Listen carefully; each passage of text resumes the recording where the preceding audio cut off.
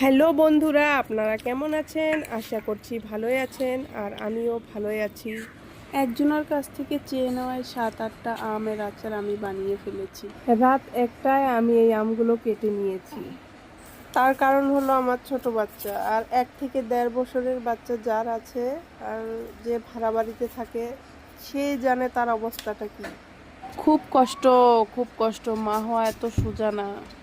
তাই মাকে সবাই রেসপেক্ট করো, সবাই রেসপেক্ট করো। এই ধরনের পাকা পাকা আম লবণ দিয়ে একদিন রাখলেই হয়, কিন্তু আমার রোদের কারণে আমি 5 দিন রাখার পরে এটা বের করে দিয়েছিলাম রোদে।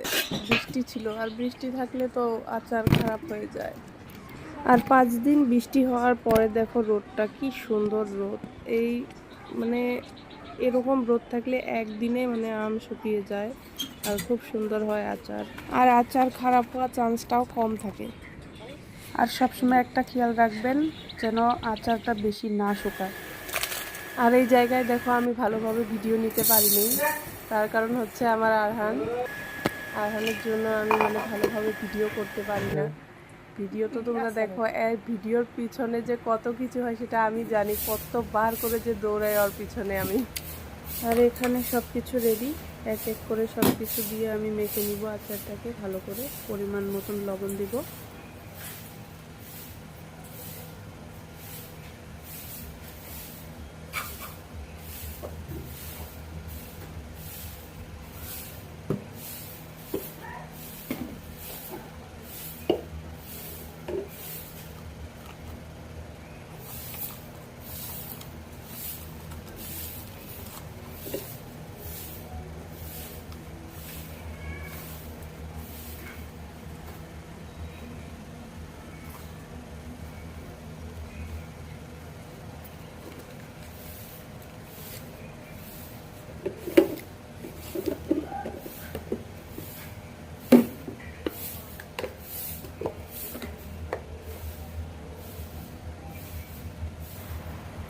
এই হচ্ছে জিরে ধনিয়ার গুঁড়ো,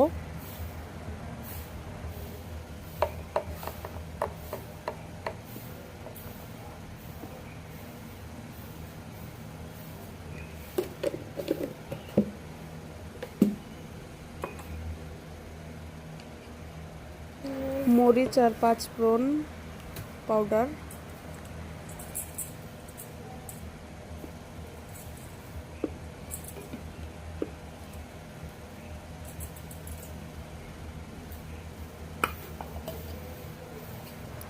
একটু রেখে দিয়েছিলাম, বাট পরে আমি দিয়ে দিয়েছি আবার। ঝালটা একটু কম হয়েছিল। পরিমাণ মতন হলুদ গুঁড়ো দিয়ে দিলাম।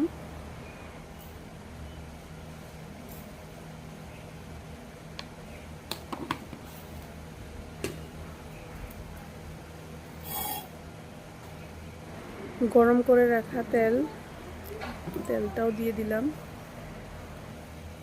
মাখার সময় আমি অল্প তেল দিলাম, কিন্তু আমি পরে একদম ডুবে রাখবো তেলে। এখন দিব আমি ভিনেগার।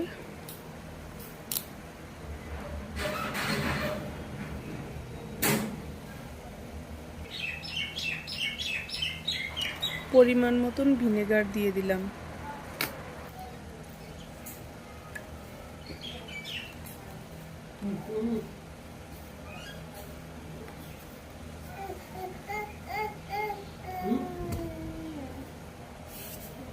সব কিছু দেওয়ার পরে ভালোভাবে মেখে নিব আমি।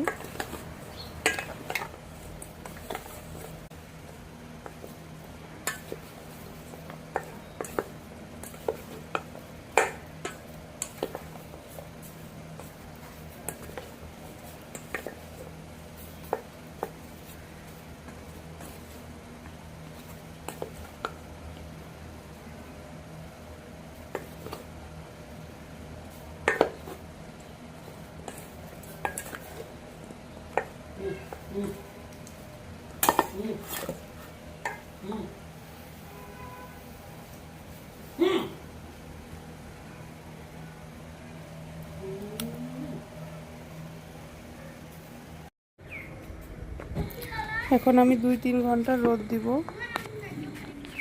2 থেকে 3 ঘন্টা রোদ দেওয়ার পরে আমি এটা জারে তুলে নিব।